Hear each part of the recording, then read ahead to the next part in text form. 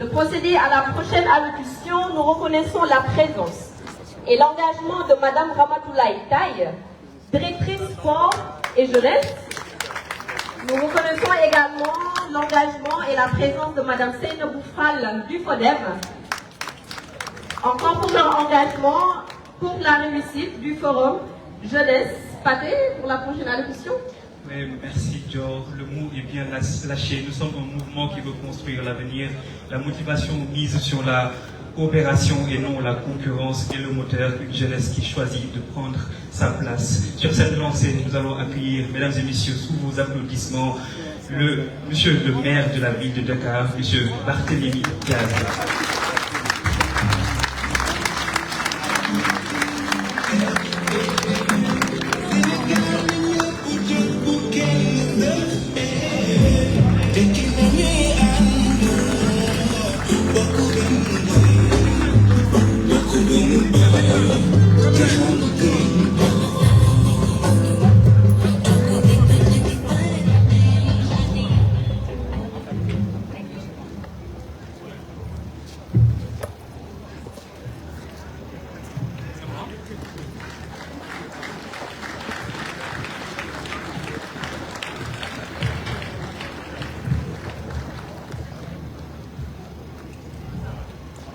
Madame le ministre Victorine Ankédiche-Ndeye, ministre de la microfinance et de l'économie sociale et solidaire.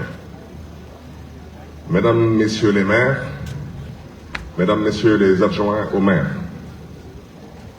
Monsieur le représentant de Monsieur Khalifa Boubacar Sall, maire honoraire de la ville de Dakar, Madame Soha Mouardini, maire de la ville de Dakar, à qui je souhaiterais aujourd'hui rendre un vibrant hommage parce que, étant mon prédécesseur qui a eu à candidater pour le compte et le nom de la ville de Dakar. Madame le maire, merci de faire rayonner Dakar aujourd'hui et merci aussi pour la candidature que vous avez portée pour le compte et le nom de la ville de Dakar pour organiser les Jeux Olympiques de la jeunesse, édition 2026. Merci et sachez que vous êtes l'absente la plus présente à la ville de Dakar. Donc Dakar continue à compter sur vous et votre disponibilité. Madame le secrétaire général du Forum mondial de l'économie sociale et solidaire, Madame Aude Saldana Kaznav, Monsieur le coordonnateur du RACTES, Monsieur Malik Diop, Monsieur le secrétaire général de la ville de Dakar, président de la couveuse d'entreprise pour la promotion de l'emploi par la microfinance, le CPM. Mesdames, Messieurs les conseillers municipaux de la ville de Dakar, Monsieur Sobel Aziz Ngom, directeur exécutif du consortium Jeunesse Sénégal, Monsieur le professeur Sambou Ndiaye, Monsieur le président de l'Union des associations d'élus locaux, Monsieur le président de l'Association des maires du Sénégal, Mesdames et Messieurs, chers invités du Préforum Jeunesse, c'est un réel plaisir pour moi de prendre la parole devant vous aujourd'hui en ma qualité de maire de la ville de Dakar et hôte du 6e Forum mondial de l'économie sociale et solidaire qui s'ouvre ce jour dans notre pays, le Sénégal. Une première en Afrique. Être la première ville africaine à accueillir le Forum de l'économie sociale et solidaire est à la fois une immense fierté, mais s'accompagne d'une grande responsabilité. Nous avons la responsabilité de porter la voix du continent africain et de démontrer au monde entier que l'Afrique est résolument le continent d'avenir. L'atout majeur de l'Afrique, c'est notre jeunesse. Investir dans notre jeunesse africaine est une priorité absolue compte tenu des défis considérables auxquels cette jeunesse est confrontée.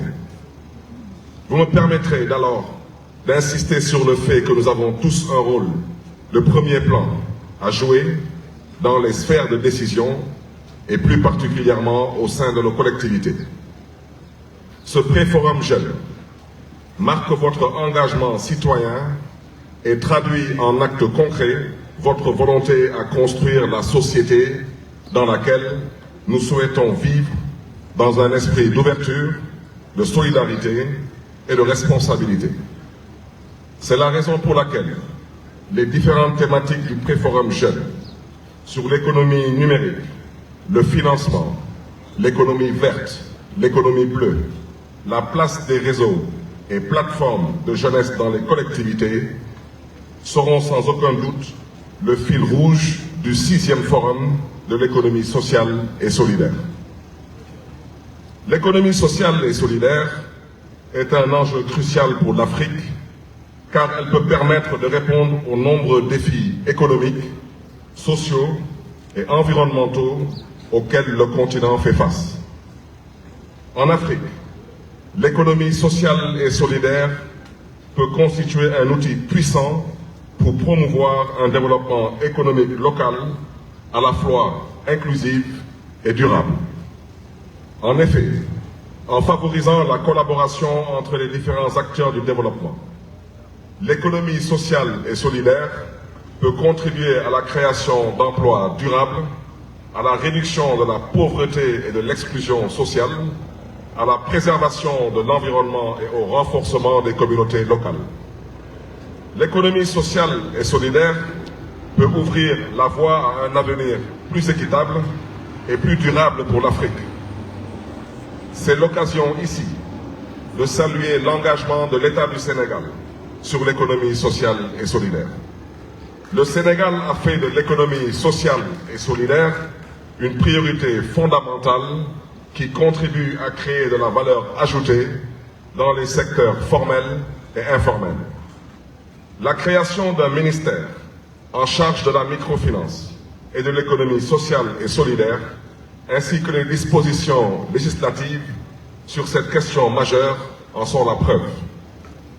Chers amis, chers frères et sœurs, nous sommes réunis ici pour parler de l'économie sociale et solidaire, qui gagne rapidement du terrain dans le monde entier, en promouvant une approche de l'économie centrée sur l'humain, qui privilégie la coopération, la solidarité, l'équité et l'autogestion démocratique.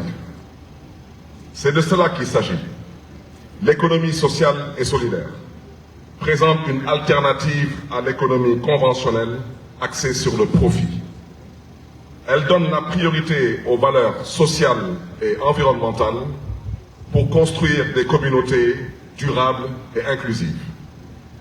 Chers frères et sœurs, nous sommes à un moment critique de l'histoire de l'Afrique, où nous devons nous rassembler et agir pour offrir des chances égales à tous les enfants du continent.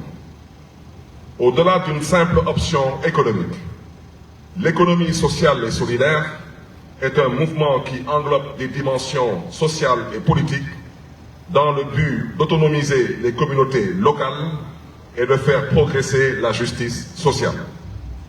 C'est pourquoi je vous exhorte à prendre les choses en main et à rejoindre ce mouvement.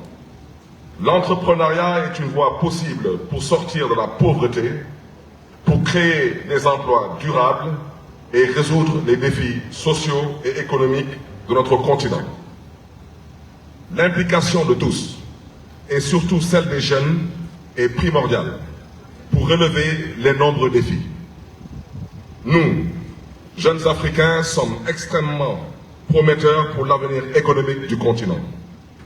Nous constituons une ressource précieuse et une force motrice pour le changement, possédant la vitalité et l'esprit d'innovation nécessaires pour relever les défis économiques et sociaux de notre continent. Nous, jeunes Africains, sommes les gardiens de la croissance économique durable de l'Afrique, cultivant le potentiel de création d'emplois, d'expansion économique et de réduction de la pauvreté. Sans notre participation, la vision d'une Afrique forte et prospère pourrait rester une réalité lointaine. Les chiffres parlent d'eux-mêmes. 60% de la population africaine est âgée de moins de 25 ans. L'Afrique qui se dessine sous vos yeux se construira avec nos mains. Parler de la jeunesse, c'est partager 3 chiffres qui me viennent à l'esprit. Tout d'abord, 70% de la population en Afrique est âgée de moins de 35 ans. Nos jeunes sont confrontés à des emplois précaires au sous-emploi, au chômage, à un accès au financement limité, à un décalage entre leurs compétences et les attentes du marché. Beaucoup sont contraints de rejoindre l'économie informelle. Ensuite, plus de 80% des emplois en Afrique sont créés dans l'économie informelle. Ce chiffre nous interpelle et souligne l'urgence d'une transition de cette économie informelle vers une économie durable. C'est le thème de la 6e édition du Forum de l'économie sociale et solidaire. Enfin, l'indice de développement humain en Afrique s'élève à 0,5 sur 1. Par conséquent, le développement économique de notre continent pourrait être doublé si notre indice de développement humain était au maximum. Ce chiffre souligne le besoin impérieux d'investir dans l'éducation, le développement des compétences, l'employabilité et l'emploi, la santé et la nutrition qui sont les piliers du développement du capital humain. Par ailleurs, la relation du continent africain avec le reste du monde doit être réinventée.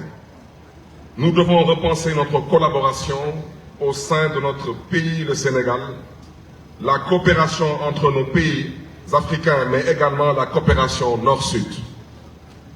L'un des moyens les plus efficaces d'y parvenir est de travailler ensemble pour soutenir l'éducation en Afrique ainsi que la transition vers un emploi durable. Les acteurs et partenaires du développement, les institutions financières, les partenaires techniques et financiers, les coopérations étrangères devront travailler ensemble avec les gouvernements, les collectivités territoriales, le secteur public, le secteur privé, afin de mettre en place des actions durables et à plus fort impact. Ma vision dans la gouvernance urbaine et de l'innovation à Dakar s'articule autour d'un aspect crucial: le développement du capital humain avec une priorité portée sur l'éducation. La jeunesse africaine est un acteur majeur pour la croissance future de notre continent. Cette jeunesse doit être compétitive pour répondre au marché global. Le monde est à court de talents dans plusieurs secteurs tels que la santé, la tech, pour ne citer que cela.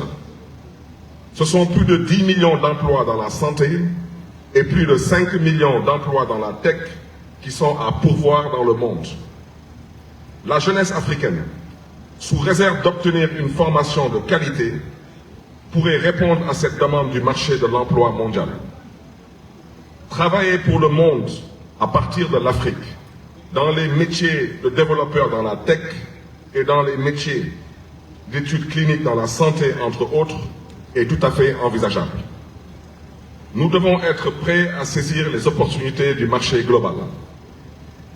Il ne s'agit pas seulement d'adresser des solutions pour les 10% de jeunes qui atteignent l'enseignement tertiaire, y compris les formations techniques et professionnelles. L'urgence est encore plus importante pour les 90% de jeunes qui décrochent au primaire, au secondaire et qui n'atteignent pas l'enseignement tertiaire. La priorité est de permettre à ces 90% de jeunes d'acquérir des compétences indispensables à leur transition vers un emploi durable et être compétitif au niveau mondial. En outre, je suis conscient que l'accès à l'éducation est un défi, en particulier pour les jeunes filles issues de familles défavorisées.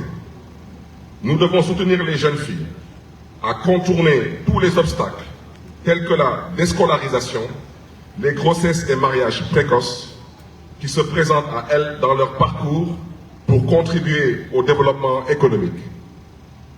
Pour y remédier, la ville de Dakar a lancé un programme de bourse d'études pour tous, dans le but d'offrir à tous les jeunes des chances égales d'accéder à un avenir meilleur. À ce jour, dans le domaine de l'éducation, 3700 prises en charge à l'étranger et 5955 bourses et aides municipales dans les écoles et instituts de formation pour un montant correspondant à environ 3 milliards de francs CFA ont été octroyés. Je rappelle que la ville de Dakar est un partenaire et subventionne l'organisme départemental de coordination des activités de vacances dénommé ODECAV, qui regroupe 13 zones et plus de 200 associations sportives et culturelles communément appelées ASC. La ville de Dakar est également partenaire du CEDEPS, service départemental de la jeunesse de Dakar, avec qui elle développe des programmes de formation et d'animation au profit des jeunes de Dakar. Pour aller plus loin, la diaspora africaine pourrait accompagner l'économie sociale et solidaire en se hissant au sommet des entreprises technologiques et en influençant leurs entreprises à déplacer les opérations en Afrique pour soutenir l'emploi des jeunes. C'est l'exemple de l'Inde, devenue un hub technologique pour le monde avec de nombreux contrats de sous-traitance grâce à l'influence de sa diaspora. Influence à l'étranger et mentorat en local ont été les secrets de la réussite. Notre diaspora, à travers son leadership, des mécanismes de transfert de savoir, de savoir-faire et d'appui au financement, contribuerait ainsi à une meilleure productivité des jeunes et des femmes et à la valorisation du capital humain. Mesdames et messieurs, distingués invités du Préforum Jeunes, permettez-moi de vous rappeler qu'au niveau de la ville de Dakar, avec le conseil municipal, nous nous sommes engagés à mettre en place une politique qui participe pleinement à la lutte contre le sous-emploi des jeunes en développant des stratégies qui favorisent l'intégration de ces derniers dans le secteur de la création d'entreprises. Ce volet lié à la formation des jeunes, en partenariat, nous a incité, avec les villes de Marseille, de Montréal, l'Association des maires francophones et l'École des entrepreneurs du Québec, à renforcer la couveuse d'entreprises pour la promotion de l'emploi par la micro-entreprise, le CPM, qui a permis à de jeunes porteurs de projets d'être formés aux techniques de création d'entreprises. Et à ce titre, je voudrais rendre un vibrant hommage à Madame Samb, directrice du FODEM. Nous avons également initié un important programme de formation et d'autonomisation économique des femmes par la création du FODEM, qui a pour mission de lutter contre la paupérisation urbaine et féminine. En outre, 2000 jeunes ont été recrutés dans les 19 collectivités territoriales de Dakar, où 150 000 mètres carrés de voies ont été pavés et 5 000 emplois indirects générés pour la fabrication et la pose de pavés. Et à ce stade, permettez-moi de rendre un vibrant hommage au maire honoraire de la ville de Dakar, M. Khalifa Babakar Sall, et à Madame le maire, Swam El Douardini, pour tous les efforts consentis dans la création d'emplois dans le programme du pavage. Mesdames et messieurs, chers invités du Préforum Jeunes, l'Afrique et ses partenaires au développement ont la responsabilité d'œuvrer ensemble pour développer notre capital humain. Pour être compétitive, l'Afrique doit développer des talents globaux. Je reste convaincu que nous pouvons continuer à avancer dans cette direction avec les acteurs du développement. Faire en sorte que les jeunes puissent acquérir des compétences dans la technologie, l'économie digitale, l'agro-business, les mécanismes d'accès au financement, entre autres, est une priorité cruciale. Par ailleurs, les petites et moyennes entreprises sont les plus grands pourvoyeurs d'emplois. Par conséquent, il est urgent de soutenir l'entrepreneuriat tant d'un point de vue des compétences, accès au financement, que d'un point de vue accès au marché local et international. Prendre des paris sur notre jeunesse, lui faire confiance, l'accompagner dans son acquisition de compétences, la mettre en relation avec les employeurs, la soutenir dans l'entrepreneuriat, lui donner accès au financement. Voilà ce qui est de notre responsabilité. Investir dans notre jeunesse, c'est l'urgence du moment. Mon ambition en qualité de maire de la ville de Dakar est qu'au sortir de ce forum, nous nous engagions tous autour des mesures urgentes et concertées. je plaiderai pour le lancement de la plateforme DK 20, 23, 30. Au sortir de ce forum, je souhaiterais qu'à partir de Dakar, que nous puissions offrir à la jeunesse du monde 20 millions d'opportunités. Je pèse mes mots, je ne parle pas d'emploi, mais d'opportunités. Ce soit des financements, ce soit des emplois, ce soit de l'incubation, ce soit de la formation. 20 millions d'opportunités en 2023 pour atteindre les objectifs de développement durable en 2030. C'est DK 20, 23, 30. Une plateforme conçue, comme je l'ai dit tantôt, pour créer 20 millions d'opportunités de formation, d'éducation, d'employabilité, d'accès au financement pour les jeunes et les femmes. Un engagement pris ce jour, 1er mai 2023, et dont l'échéance coïncidera avec la réalisation des objectifs de développement durable en 2030. Je vous invite à partager cette mission d'autonomisation des jeunes et des femmes. Ensemble, faisons la différence et créons un avenir meilleur pour tous. Engageons-nous dans un partenariat gagnant-gagnant.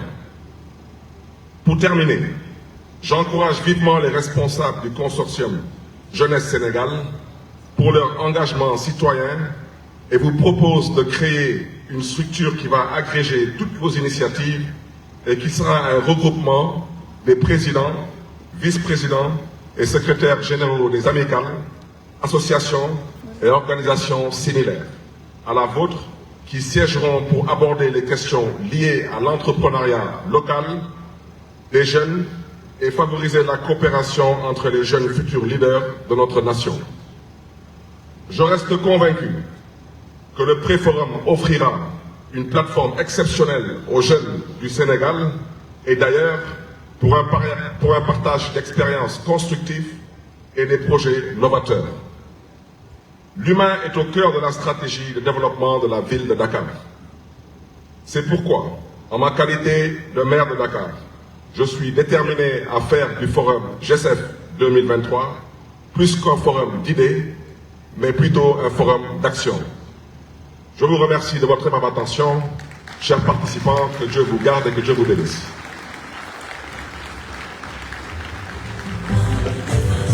Merci, merci. Nous remercions vivement Monsieur le maire de la ville de Dakar pour cette belle allocution. C'est le maire qui vous invite à rejoindre le mouvement, alors vous n'avez plus de raison d'attendre. Et le rappel profite aux engagés. L'économie sociale et solidaire est une réponse à beaucoup d'enjeux actuels, notamment l'employabilité, la préservation de l'environnement et beaucoup d'autres enjeux du moment, avec des valeurs comme la solidarité, la gouvernance démocratique et la justice sociale. Sur cette même lancée, mesdames et messieurs, nous prions d'accueillir notre ministre de tutelle pour son allocution.